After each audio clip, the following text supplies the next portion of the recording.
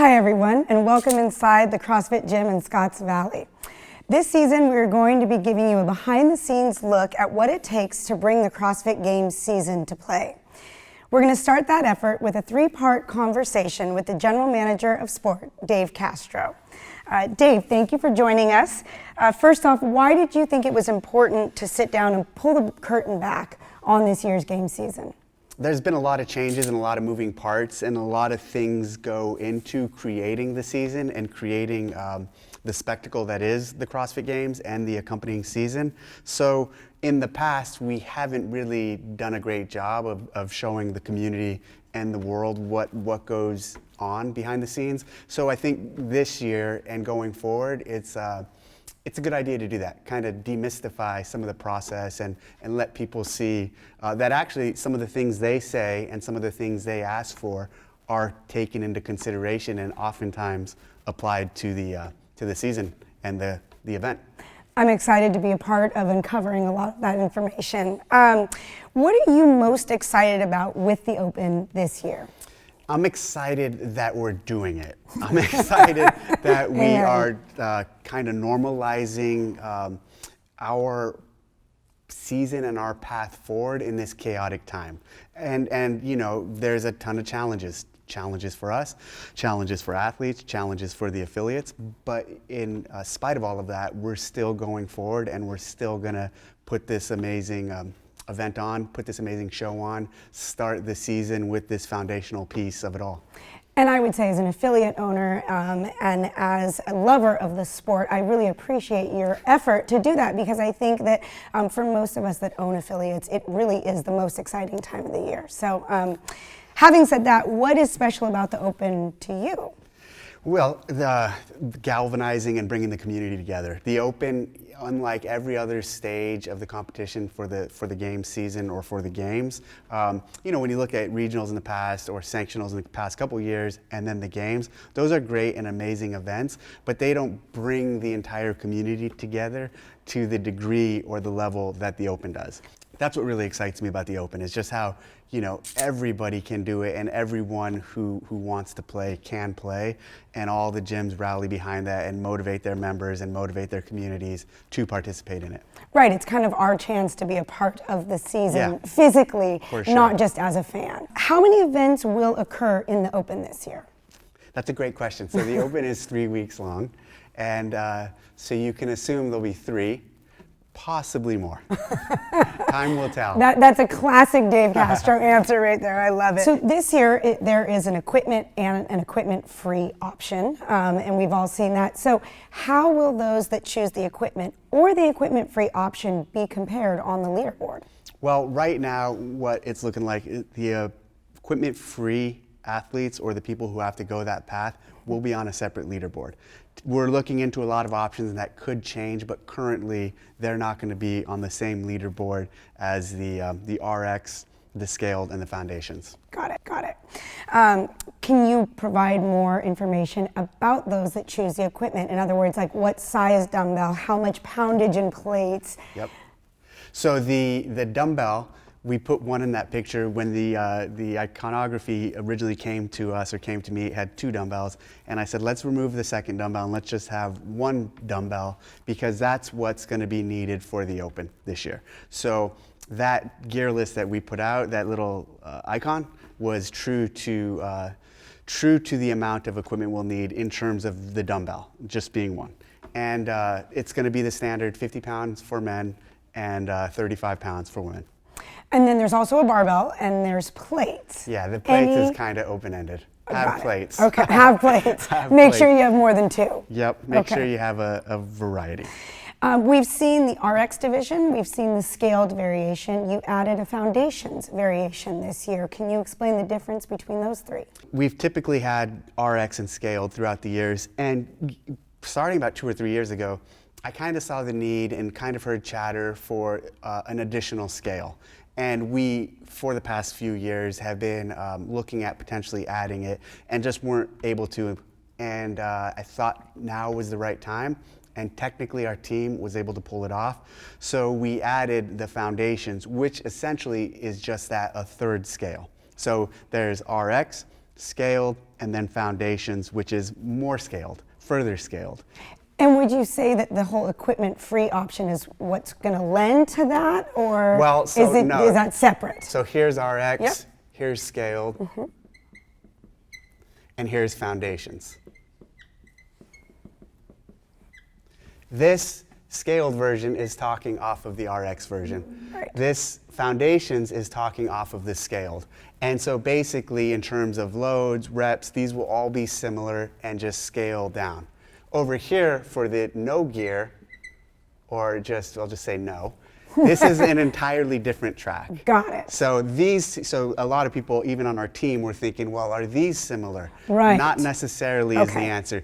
This will be more similar to this and this than it will be to the, and I know no gear isn't the right terminology that our team is using, but we'll just say no gear for now. Got it. That actually really clears that up. Yep. So this is something that as an affiliate owner and as a coach, I often struggle with. It's very dependent on an athlete. But would you recommend that somebody try it Rx'd? If they, if this is their first, second year in the CrossFit Open, as the general manager of sport, would you say, yes, go for Rx'd? I mean, that's such that question depends so much on the individual, right? And so as the coach, as the and client relationship, they have to have a discussion. The coach has to understand what the client's capable of. And, if they're there, absolutely. Even if, sometimes you have clients that will bias towards the scaled that need a push to do the RX, and the coach should make that push. Other times you have clients or athletes that will bias towards the RX and they should be scaled. Right. So there's a balance there that is so unique to each individual that, I can't give an an answer just to cover that. Right, got it.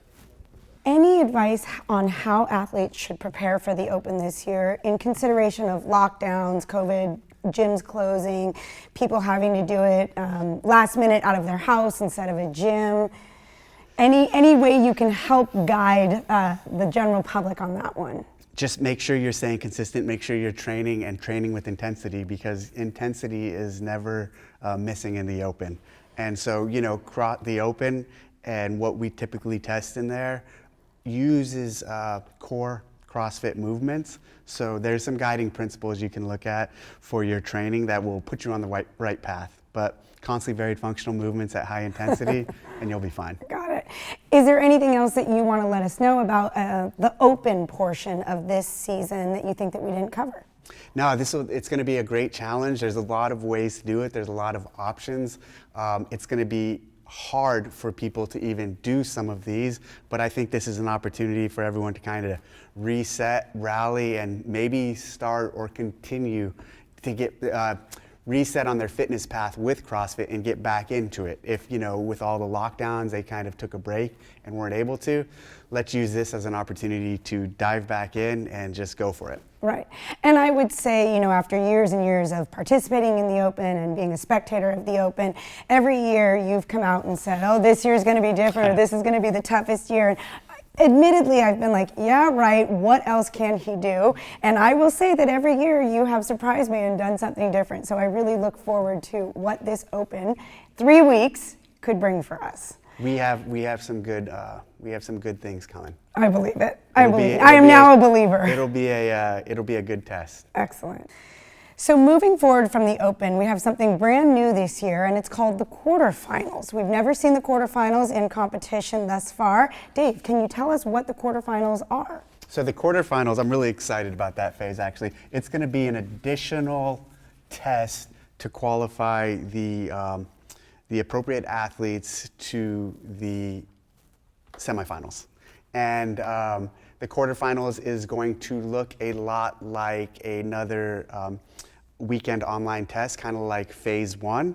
And it's going to take 10% of all the athletes from a given continent. So we broke up we have North America,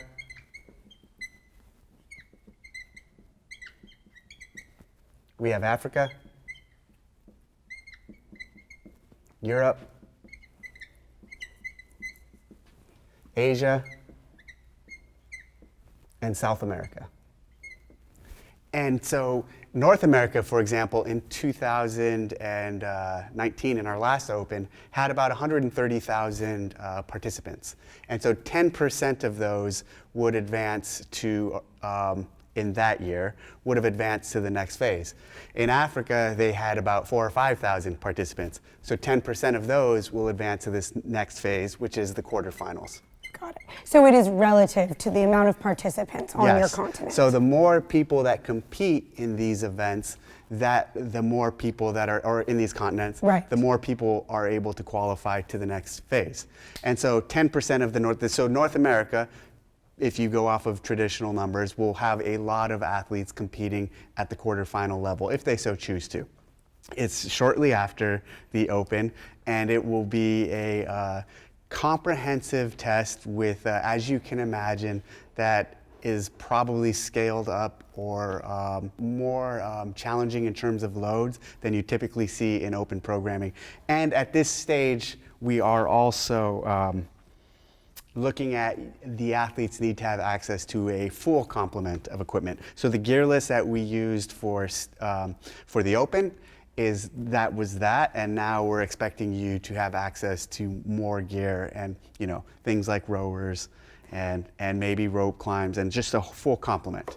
Got it. So there will eventually be a gear list provided for these athletes, but we can assume that you need to have access to a fully stocked gym at that point of the competition. Yes. Excellent. Can you talk a little bit about what the team quarterfinals will look like? Well, so then after we do the quarterfinals for the individuals, we're going to have quarterfinals for the teams, and same sort of thing. We'll take 10% of the teams in a continent, and they'll advance to this next stage, and it'll look like team workouts.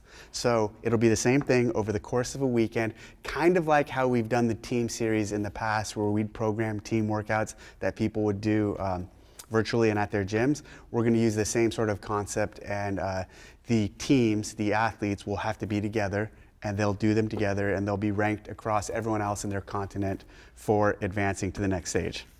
And that will be run on a separate weekend as the individual quarterfinals. So potentially somebody that made the individual quarterfinals could also compete in the team quarterfinals? Yes. Excellent. Is there anything else about the quarterfinals part of the competition that you want to let us in on right now? Yeah, there's a lot of good athletes and a lot of great athletes that are out there that, especially in some of the past ways we've done it, where they qualify from the Open to regionals, a lot of athletes are left out of a next step.